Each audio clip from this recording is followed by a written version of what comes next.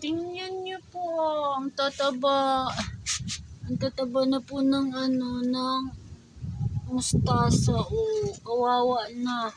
Magkuha na siya. Oh, sobrang taba. Ang taba. Wala man.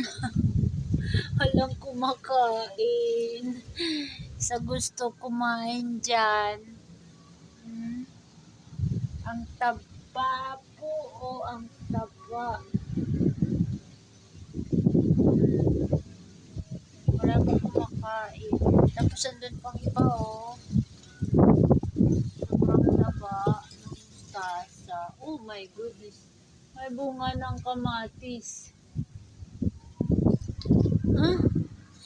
Dapat tinatanggal pa yan eh. Hindi pa pwedeng mamunga. Kasi parang bata pa to eh.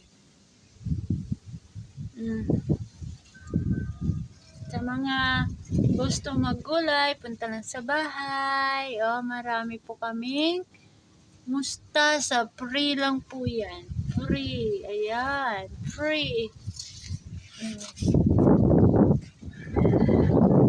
Ito naman, fingers lady or okra.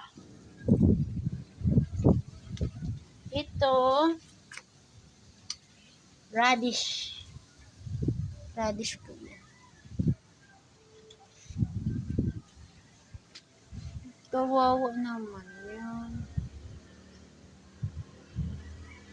Dapat dito nilagay ni mama.